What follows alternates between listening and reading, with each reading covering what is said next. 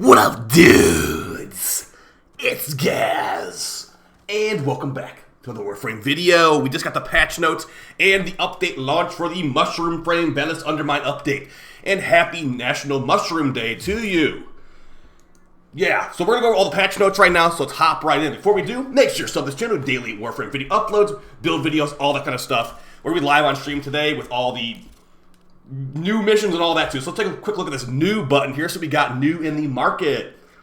Alright, so we got Noko bundle, we got Noko himself. Now as far as Noko's abilities, we found out that Noko's helmet ability is the second ability, the power, strength, and energy restore. So it seems like a pretty good helmet ability. As far as the rest of the stuff, we'll see later on stream.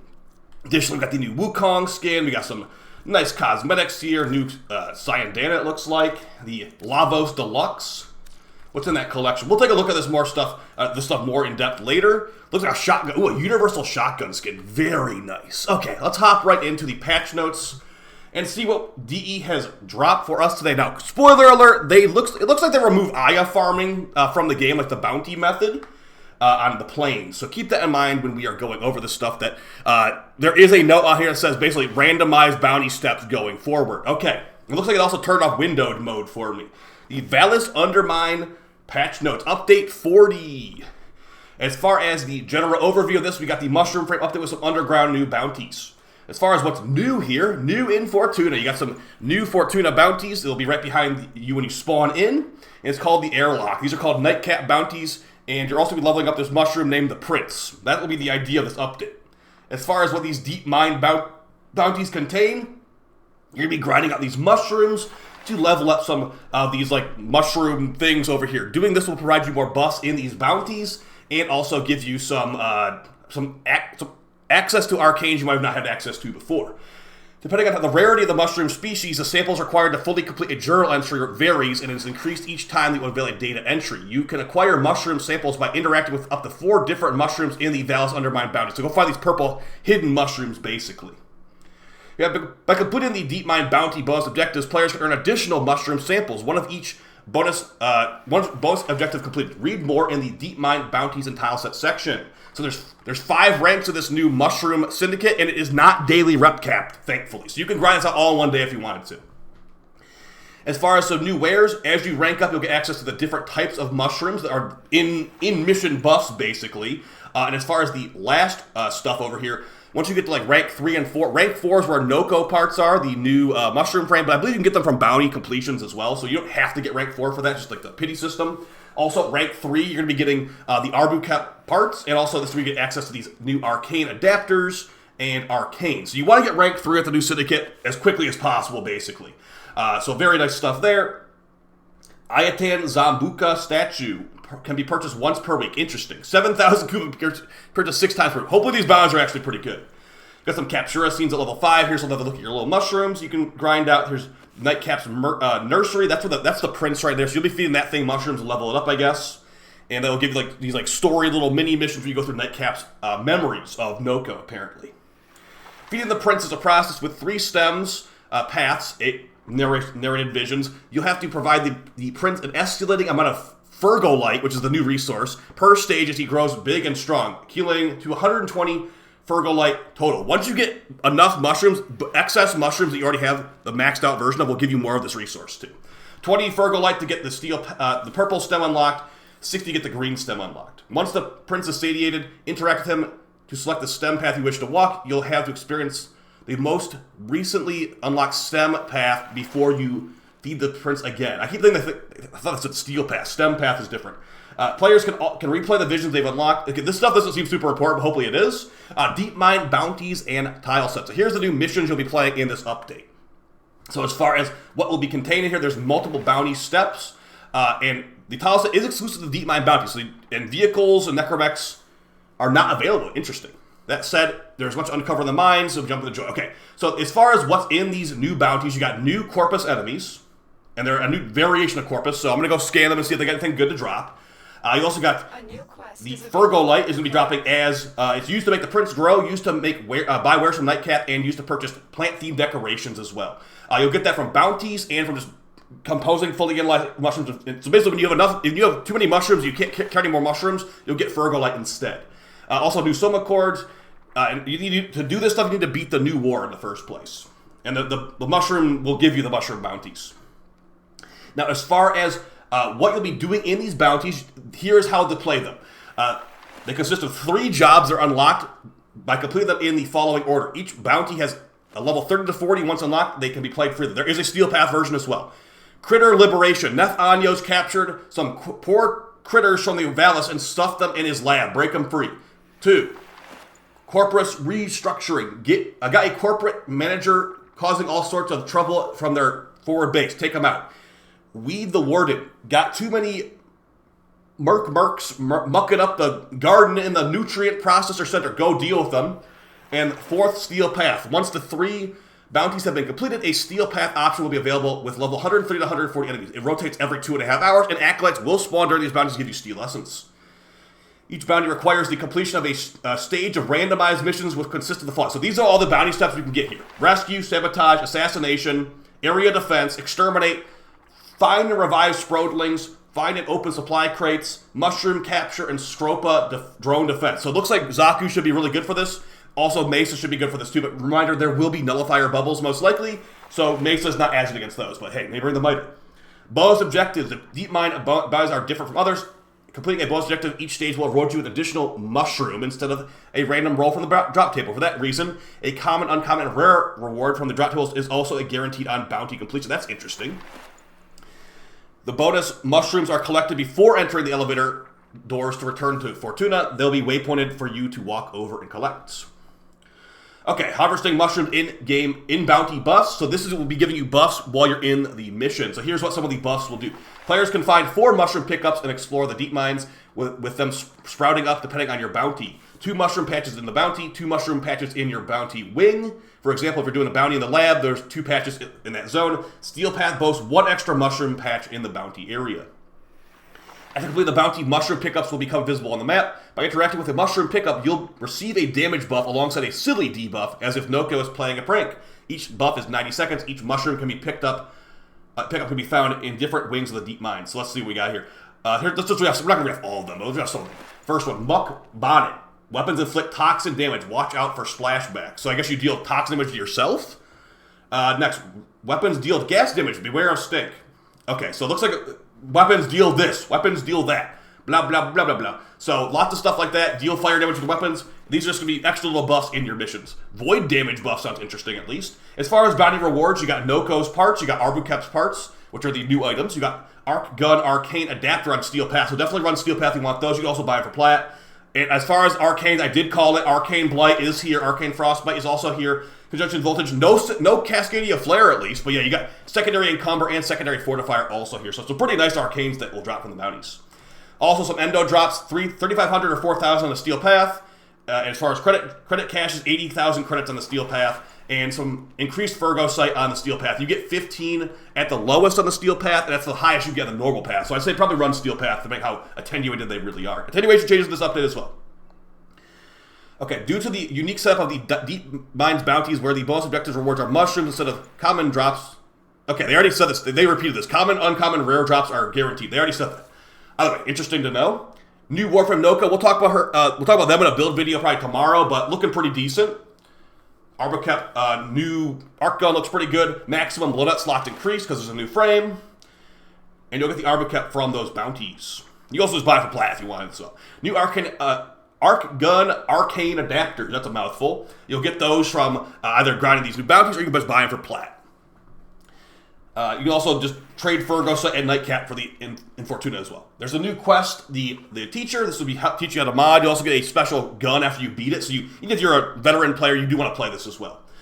You'll be taught how to do elemental damage and enemy vulnerabilities, navigating the upgrade screen, and explaining Endo as well. Very good stuff there. What's the Thornback rifle got going? A sturdy burst rifle consisting of considerable age and unknown origin. This rifle is added to the arsenal during the quest, and the blueprint is added to Samaris offerings after the quest. Cool. And you'll get some mods like Stormbringer, Vitality, and Cryo rounds in the mission as well. Once you beat the quest, you'll get a bunch of nice little mod drops and some Endo and credits. Okay, as far as some other stuff on here, this looks like pretty basic stuff here. You know, you can increase the opacity of mod dissolving to make it easier to read. Vor's prize changes, like some stuff here and there. Essential base mod bundles. They're retiring some of these bundles, so unfortunately. Hopefully that you can still get the glyphs, though, because there's pretty good glyphs. New Warframe augments. We got 4 new Warframe augments, and they don't sound that great, to be honest, but they sound okay, at least. So, as far as what 4 of these do, we got the first one for Lavos. Lingering Transmutation for Lavos. Transmutation Probe Augment, his third ability. Probe returns a Lavos after reaching maximum range and remains nearby for 15 seconds. Ooh. Recall Probe by recasting. Recast again to end. So it looks like your little third ability from Lavos will follow you around now. That sounds pretty good. Some extra procs. That sounds really good, actually. But I think Lavos already has to run an augment for his passive, so we'll see if there's room for that. Next, Untimed Rift is the one I previewed on video last week. Zaku's fourth ability opens a Void Tear in the mission that will apply double debuffs, basically, from the ulti. Pretty decent, but we'll see if it's worth the slot.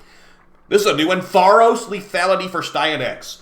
Tharos Strike Augment increases crit damage by 100% on enemies you hit. Critical damage is doubled for spear guns. That should scale strength as well. That sounds interesting. Spear gun DPS, though, I don't know about that part. Next, and the last one, Reverse Rotor Swell for Gyre. Rotor Swell Augment. 35% of the damage received is redirected towards the instigator as electric damage. So, basically, you turn yourself into a mini mallet, kind of like Octavia. Interesting. I'm not sure if it's really worth the slot. Gyre does not sound worth the slot, but sounds interesting at least. So maybe there's some weird stuff going on with that one. Got some Attenuaton drops here. You got Dagoth, what is her name again? Varuna and Citrine with some skins. They look pretty cool. There's also some Corvex helmets, some other things too. Market edition, got some bundles in there. Noko bundle. Got some new floofs you can buy. You got the Lavos Deluxe bundle, which that new shotgun skin looks really cool. You also get a Wukong Deluxe bundle too with a Sun and Moon skin as well. Got some glyphs in the store too, and you also got a ton of new decorations and 200 new dojo decorations for plants as well. Some gameplay tips, the revised strain. Hey, stop! Here's how you don't die next time, maybe. Okay, added the Yareli and Merlina Prime scene exclusively for Yareli Prime. Interesting. There's a new capture scene just for Yareli. That's a wish fulfillment right there. The scene only appears in Captura scene inventory for Yareli Prime and will be automatically given to accounts who craft or purchase Yareli Prime. What? Okay, so if you sold Yareli Prime, get the contact support to get the scene, apparently. Very interesting, specific thing right there. Added new plant decorations to certain vendors, so they're on every planet, basically. Let's get to that Aya change. We're almost there. Dim attenuation changes. They basically made dim attenuation less annoying, but it's still in the game. So don't expect it to be completely gone. We'll test this stuff out on stream today. Maybe even in the bounties too, because they said acolytes will not get one shot anymore. Dim attenuation is proportional to maximum health. Independent maximum damage per second per player. Good stuff there. Standard attenuation. Every enemy should have similar attenuation in the game. That's standardized. We got the Oberon rework. We'll take a look at that on stream. It looks like it's pretty good, but it might be mainly, front load on his passive just being OP, and also Smite being OP as well. Didn't see anything about Smite getting nerfed in the helmet version, but we'll see about that. Unchanged for Smite Infusion too, kind of a bummer on that front. Alright, some lighting changes in Warframe. The game should look a lot different on certain tile sets, like a lot better, a lot worse depending on how you look at it. I think it looks a little bit better. Screen shake and recall changes. Now this is, basically screen shake is going to be a lot different. The diamond is still here, but they said they were going to maybe remove the diamond. We'll see. I mean, maybe in the future they'll remove the diamond. But yeah, screen shake changes. If you turn on screen shake, you have a lot better of a time.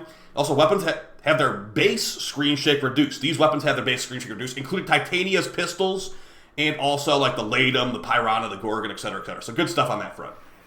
Nullifier bubbles will no longer insta-kill. Frost, Snow Globe, Limbo's bubble, Mag's bubble, Oberon's grass, and Araxia's spider stuff. That's good. Okay, quality of life changes. Players can now preview research items in the dojo before researching them. When you refine a relic and a void fissure, it will auto-equip it. Keep that in mind going forward, because that might be a little... That's different from before, for sure. Reduce the number of underground tiles in the Skaldra missions that were infested, or Tech Rot. That's good. Very good. Okay. And... Wait, what's this? The majority of the decorations were really purchased. Oh, they reduced the price of those extremely overpriced decorations from Old Man Soombot. Good. That was like really, really overpriced. To celebrate the newly reduced prices, players can earn 30 Syndicate medallions from a special alert on Earth until October 20th. Interesting. General changes. Drifters can now equip Signas. Nice. Signas can be equipped on the Drifter now. I don't think of the Operator. It looks like just the Drifter here. Heart of Deimos and Prelude to War is now replayable. The following arcanes are now in the Phosphor box. So yeah, now we got Hot Shot and Fallout in the Phosphor box. They're definitely there. They are legendary tier drop rate at least, but yeah, they are in the box.